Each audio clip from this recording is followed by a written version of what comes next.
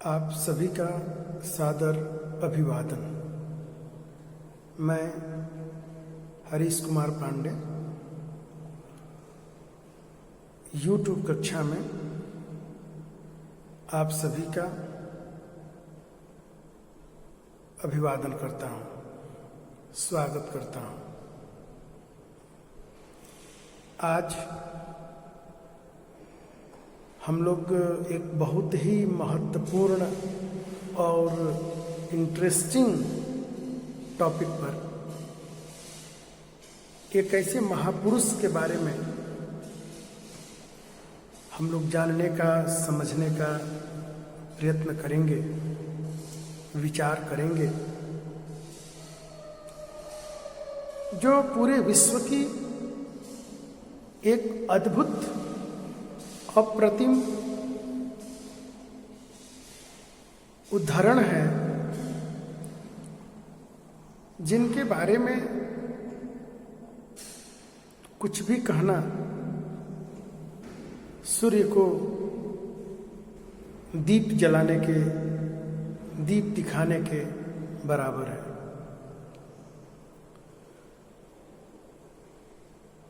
आज हम लोग जिस महापुरुष, जिस शिक्षा शास्त्री, जिस दार्शनिक, जिस आध्यात्मिक पुरुष, जिस मानव से महामानव तक की यात्रा को पूरी करने वाले और विश्व पटल पर भारत का नाम स्वर्णिम अक्षरों में दर्ज कराने वाले, भारत की आध्यात्मिक परंपरा का, भारत की ज्ञान परंपरा का, भारत की चिंतन का, भारतीय वेदांत का वैश्विक पटल पर एक अमिट छाप छोड़ने वाले महापुरुष, जो भारत के बंगाल प्रांत के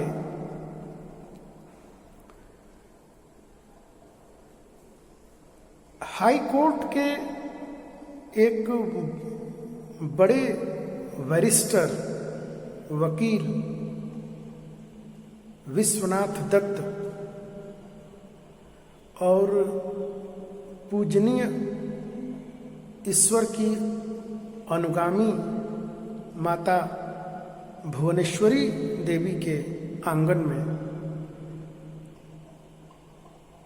एक ऐसे महामानव का, उनके पुत्र बनकर उनके आंगन में जो जन्म हुआ, जिसने पूरे भारत का मान वैश्विक स्तर पर, पूरे विश्व पटल पर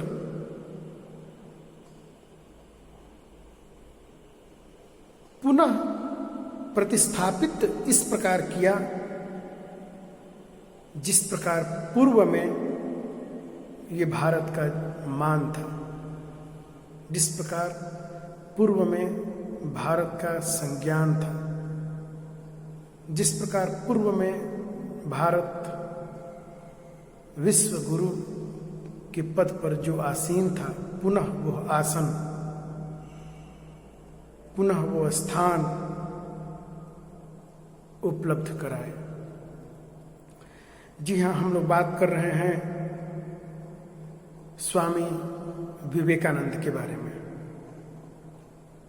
जिनका बचपन का नाम नरेंद्रनाथ दत्त था। नरेंद्रनाथ दत्त वास्तव में यह उनका औपचारिक नाम था, एक घर में बुलाए जाने वाला एक नाम था। शुरू में इनके माँ बहुत बड़ी शिव भक्तनी थी और वो शिव की पूजा बहुत तत्पर और तन्मयता होकर करती थी। और जिन शिव मंदिर में वो जाती थी वह वीरेश्वर महादेव के नाम से जाने जाते थे। जब उनके बाल आंगन में, जब उनके आंचल में भगवान शिव का ही प्रसाद स्वरूप इस बालक का जब जन्म हुआ, तो इस बालक का नाम उनके पिता, जो हाई कोर्ट में एक बड़े बैरिस्टर थे, वकील थे, और माता भुवनेश्वरी देवी ने इनका नाम, उन्हीं के नाम पर इनका नाम वीरेश्वर दत्त रखा। नरेंद्र इनको बड़े प्यार से बुलाया जाता था। प्रारंभिक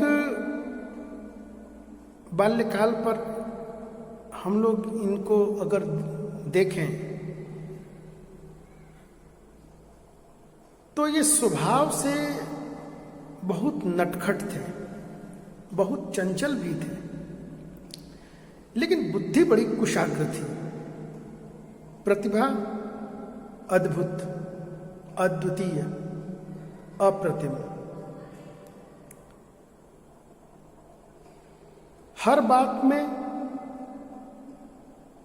लॉजिकल एटीट्यूड रखना, हर बात की सत्यता की परख, सत्यता की कसौटी पर कसना इनके नैसर्गिक गुणों में से था। आध्यात्मिक ये जन्म काल से ही थे, लेकिन अध्यात्म में षोडशोपचार विधि से जो पूजा होती है, जिसको कर्मकांड भी कह सकते हैं, उनमें इनका विश्वास दृढ़ नहीं था। वो ईश्वर को सर्वशक्तिमान, सनातन और पूर्ण ब्रह्म के रूप में मानते थे। लेकिन ये जो आडंबर वाली जो बात थी, उस आडंबर के वो उस के खिलाफ थे, उसके उपक्ष में नहीं थे। 12 जनवरी 1863, 12 जनवरी 1863 कोलकाता में इनका जन्म हुआ और इनका देहावसान 4 जुलाई 1902 बेलूर मठ, वर्तमान हावड़ा में इन्होंने पंच भौतिक शरीर को छोड़कर उस परम तत्व में, उस परम ज्ञान में, उस परम पुरुष में विलीन हो गए। स्वामी विवेकानंद, जो इनका बाद में जो ये नाम हुआ और बाद में इसी नाम से वो प्रचलित हुए, अगर बचपन में नरेंद्र नाथ एक असाधारण प्रतिभा तथा आध्यात्मिक विचारों के धनी, पूर्व काल में जाने गए नरेंद्र नाथ का जन्म 12 जनवरी 1863 को हुआ, जो बाद में स्वामी विवेकानंद के नाम से विख्यात हुए। स्कूली शिक्षा में इन्होंने तेज, साहस, बंधुभाव तथा खेल कूद के प्रति असाधारण प्रतिभा का परिचय दिया। उसके साथ ही एक बहुत बड़ी विशेषता इनमें यह थी कि ये शास्त्रीय संगीत में भी उच्च कोटि के गायक और वादक भी थे। स्कूली शिक्षा में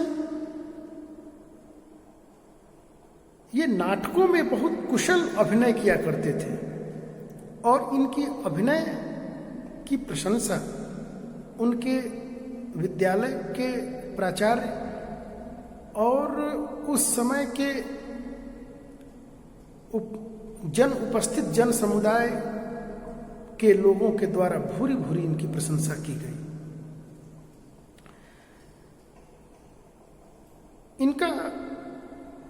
इनके स्कूल के प्राचार्य विलियम हेस्टी ने इन्हें जीनियस कहकर पुकारते थे। उन्होंने एक दृष्टांत में इस बात का जिक्र किया है कि यूरोप में के विश्वविद्यालयों में पढ़ने वाले दर्शन शास्त्र के विद्यार्थियों में हमने वो चमक, वो चिंतन या वो योग्यता मैंने नहीं पाई जितना नरेंद्रनाथ में मैंने पाया है। इस बात से ये पता चलता है कि स्वामी विवेकानंद बचपन से ही एक अद्भुत प्रतिभा के धनी,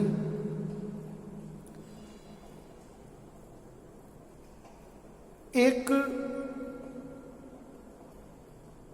श्रेष्ठ चिंतक और भारतीय संस्कृति के संवाहक के रूप में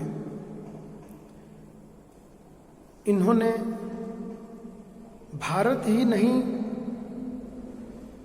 एशियाई कंट्री नहीं, पूरे विश्व पर भारत की ज्ञान परंपरा का, भारत की चिंतन परंपरा का, भारत की वैदिक परंपरा का, भारत की सनातन परंपरा का इन्होंने अपने अभिभाषणों के माध्यम से इस पूरे जगत को यह परिचित कराया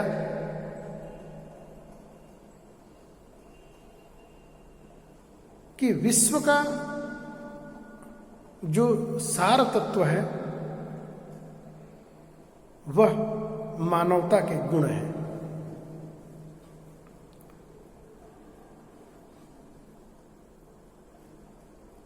उनके अभिभाषणों में जब विश्व धर्म महासभा हुई अमेरिका के शिकागो शहर में 1893 विश्व धर्म महासभा शिकागो शहर में अमेरिका के,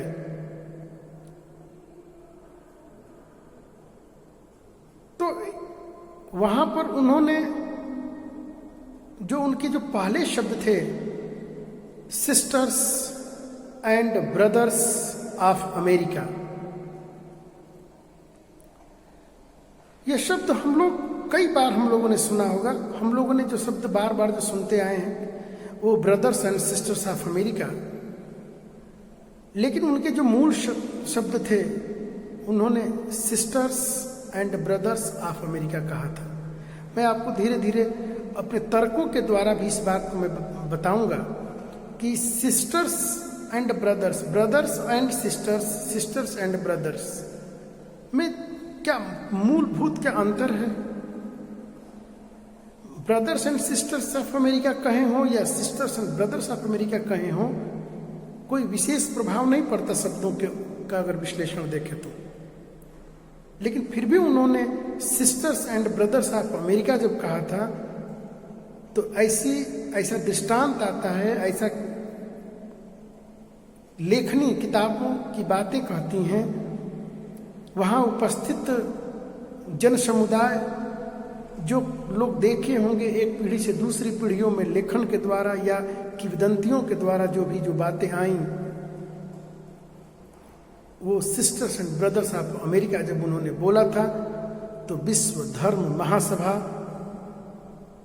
और शिकागो शिकागो शहर की वह विश्व धर्म महासभा में लगभग 5 मिनट तक करतल ध्वनि होती रही।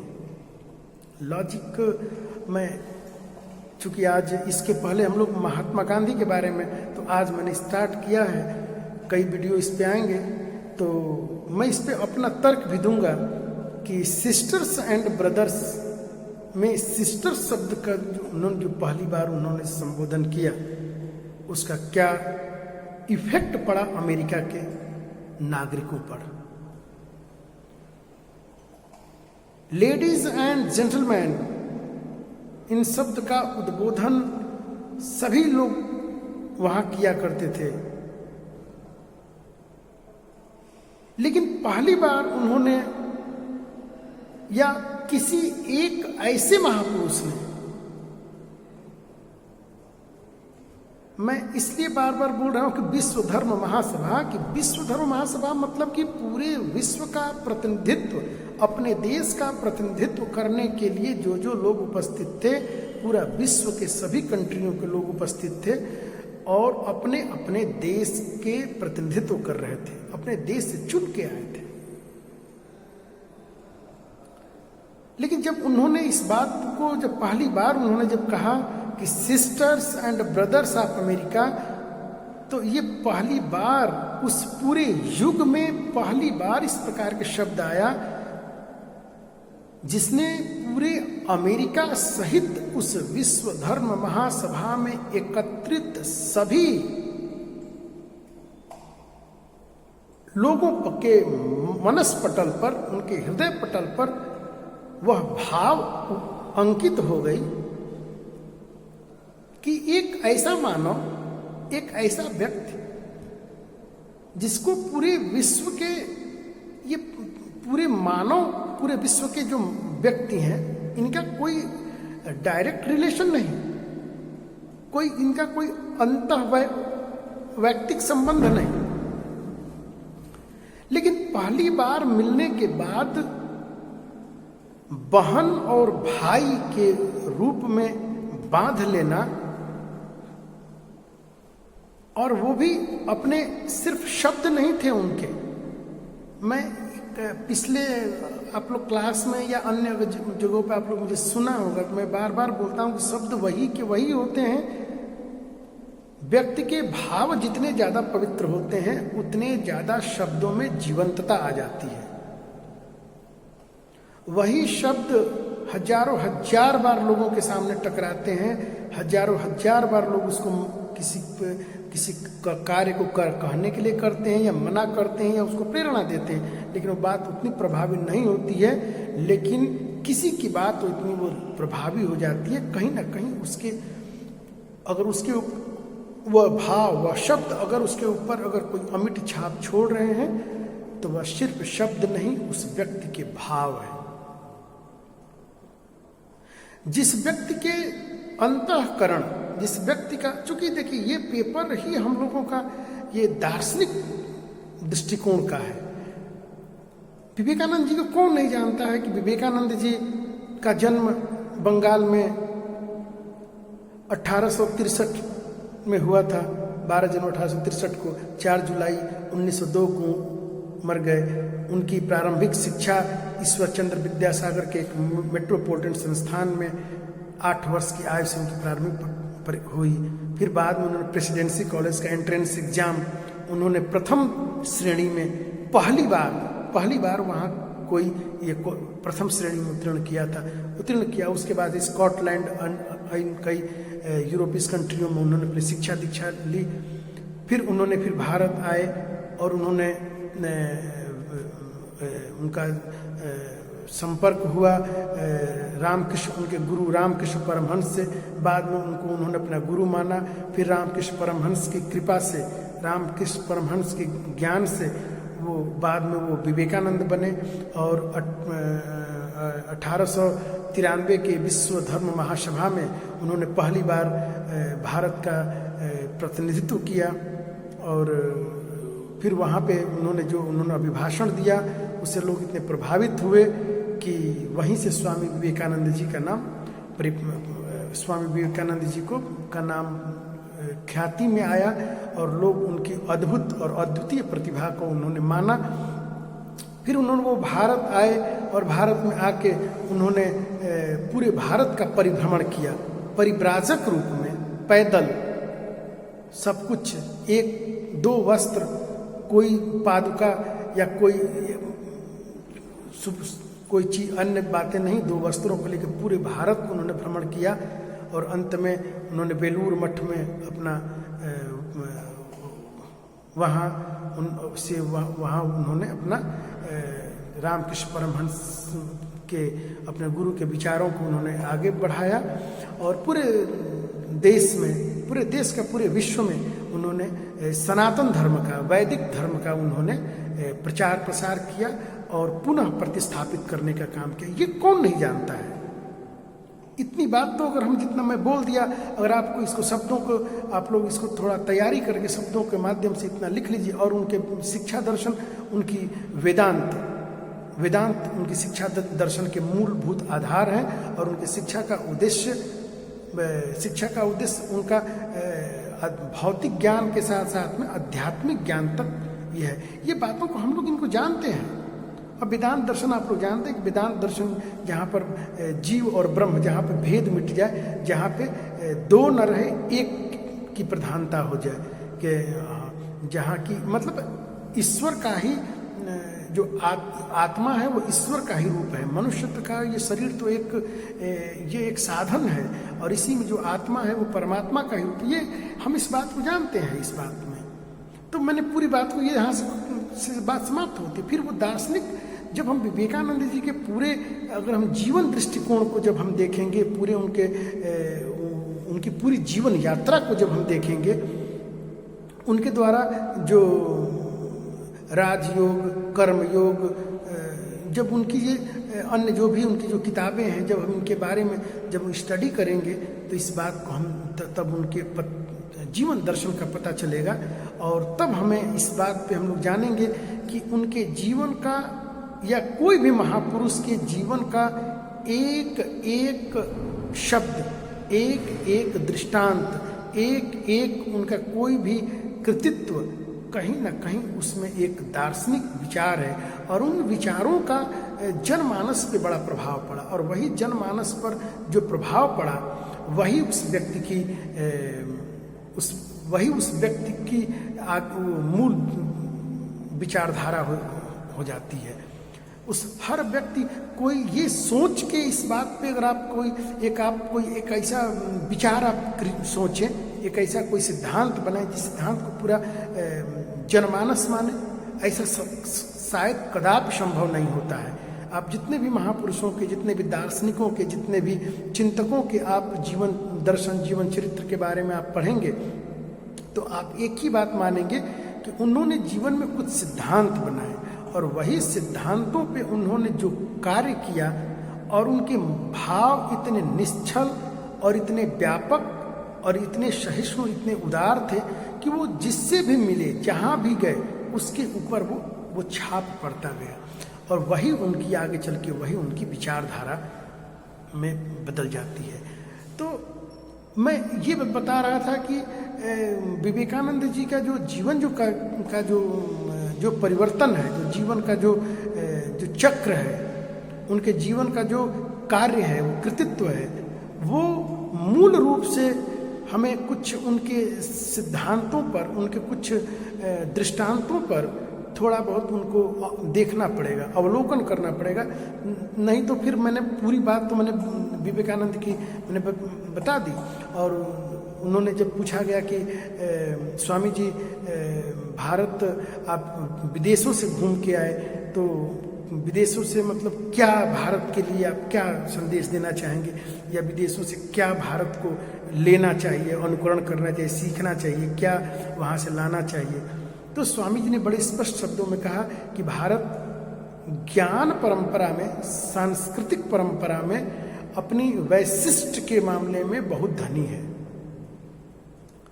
उसको विदेशों से सिर्फ टेक्नोलॉजी की जरूरत है। तो एक छोटा सा उन्होंने सिर्फ एक बात कही कि हमें किसी की अनुसरण या नकल करने की जरूरत नहीं है, हमें सिर्फ भारत में टेक्नोलॉजी हम विकसित नहीं कर पाए हैं। ज्ञान परंपरा हमारे पास बहुत है, लेकिन हमारे पास टेक्नोलॉजी नहीं है। अगर हमारे विदेशों में उन्होंने पहले टेक्नोलॉजी को विकसित किया, ज्ञान तो हुआ, ज्ञान से ही टेक्नोलॉजी आई, लेकिन उन्होंने टेक्नोलॉजी को विकसित करके और टेक्नोलॉजी में उन्होंने ज्ञान का संपुट किया, तब जाके वो जनमानस को तेजी से उन्होंने वो एजुकेट किया, उन्होंने उसको लर्न किया। लेकिन हमारे पास टेक्नोलॉजी की कमी हो गई। फिर पूछा तो शिक्षा के बारे में स्वामी जी कहिए, तो वो कहते हैं कि मैं कभी किसी बात को परिभाषित नहीं करता। ये व्यक्ति की देखिए ये समझना पड़ेगा। मैं पिछले वीडियो में गांधी जी को पढ़ाते समय इस बात को मैंने कहा था कि कभी भी एक सदचरित्र सद्गुणों से युक्त भावों से भरा हुआ व्यक्ति, बहुत उदार चरित्र का व्यक्ति से आप कभी भी इस बात की बात करेंगे, ये दर्शन देखिए समझना पड़ेगा। कितना छोटा सा दर्शन है। जब भी आप किसी से मिलेंगे तो वो कभी ये नहीं कहेगा कि नहीं मेरा मानना है, या ये ऐसी बातों को लोग नहीं कहते। उन्होंने गांधी जी ने भी कहा था कि शिक्षा से मेरा अभिप्राय, और विवेकानंद जी यहाँ भी कह रहे हैं कि मैं कभी किसी बात को परिभाषित नहीं करता। आजकल एक बहुत ट्रेंड चल गया है, हम लोग शिक्षक हैं, इसको ये बदलने चाहिए ये विचार। बहुत ये पूरी सोसाइटी में हावी हो गया है। आप कभी किसी से कोई बात कीजिए और बात करते समय अनायास आपके मुख से कोई बात आ जाए तो लोग कहते हैं कि आपने ये बात कहा। अरे हमने क्या कहा, किस संदर्भ में कहा, उसकी दृष्टांत में कहा, समझाने के लिए कहा। अब भाई व्यक्ति तो प्रयोगशाला तो है नहीं, सामाजिक परिस्थितियों में समझाने के लिए सामाजिक उदाहरण लिए जाते हैं, और जरूरी नहीं कि हम तो उसके बारे में जानते नहीं हैं। हर व्यक्ति की इंडिविजुअल डिफरेंसेस होती हैं। तो वहाँ पे कितनी अच्छी बात इन्होंने कही। विवेकानंद से लोगों ने पूछा, उन्होंने कहा कि मैं कभी किसी बात को परिभाषित नहीं करता, मगर बात शिक्षा की है तो कहता हूँ कि शिक्षा मनुष्य के अंतःकरण में निहित शक्तियों की अभिव्यक्ति है। ये शायद पहली बार ये ऐसी परिभाषा शिक्षा जगत में आई थी। शायद पहली बार उन्होंने इस बात को ठीक तरीके से उन्होंने परिभाषित किया कि बालक शिक्षा के लिए कि नहीं है, शिक्षा बालक के लिए है। मैं तो अब पढ़ गया तो इस बात को मैं जानता था। जो लोग मुझे बचपन से जानते हैं तो मैं विचारी में शुरू से ही मैं इस बात को मैं रखता रहा हूँ कि बालक शिक्षा के लिए नहीं है, शिक्षा बालक के लिए है। शिक्षा तो एक माध्यम है, एक कोई वे है, एक कोई रास्ता है, या कोई एक गाइड है, या कोई शिक्षा एक ऐसा माध्यम है सिर्फ कि जो बालक के अंतःकरण में, उसके अंदर जो भी ईश्वर प्रदत्त मूलभूत जो उसकी योग्यताएं, जो उसकी क्षमताएं हैं, जो प्रकृति प्रदत्त है, ईश्वर प्रदत्त है, जो वो जेनेटिकली जो लेके आया है, उसको केवल प्रस्फुटन कर देना है, प्रकटीकरण कर देना है, बाहर निकाल देना है। इसी का नाम शिक्षा है। तो उन्होंने कितनी अच्छी बात है कि शिक्षा से मनुष्य के अंतःकरण में निहित अंतःकरण। अब तो हमने तो परिभाषा क्लास में भी आप लोग रट लिए। कभी आप एक एक शब्द पे अगर आप जब एक विचार करेंगे तो आपको विवेकानंद जी के फिर आप लोग को वो तत्व जाना पड़ेगा, वो ढूंढना पड़ेगा कि भाई अंतःकरण। अब अंतःकरण को बिना दर्शन में गए परिभाषित नहीं किया जा सकता। अंतःकरण क्या, कहाँ है? कोई अंतःकरण मतलब क्या? अंतःकरण का मतलब क्या? कोई ऐसा जगह है क्या? कोई ऐसा जैसे पॉकेट है, हमने कलम को पॉकेट में रखा है, तो अंतःकरण का कोई निश्चित स्थान है क्या? हृदय में कोई ऐसा स्थान है क्या? तो अंतःकरण में इसको दर्शन ही इसको परिभाषित करेगी। फिर हम लोग फिक्टे कामटे के मुझे सिद्ध करना पड़ेगा। वो कह रहे हैं कि भाई इसीलिए कहा गया कि दर्शन ज्ञान का विज्ञान और दर्शन विज्ञानों का विज्ञान है। तो हमें इस मूलभूत तथ्य को हमको समझने के लिए हमें कहीं ना कहीं उनके मूलभूत दर्शन में जाना पड़ता है, मूलभूत विचारों में जाना पड़ता है। तो स्वामी विवेकानंद जी का जो दर्शन है वो कहीं ना कहीं वो दर्शन बिल्कुल व्यवहारिक है। आप लोग किताबों में पढ़ते हैं तो वो आएगा कि स्वामी विवेकानंद जी वेदांत दर्शन के क्या उन्होंने अनुसरण किया, वेदांत दर्शन को मानने वाले थे, उनके जो विचार थे वो वेदांत दर्शन के थे।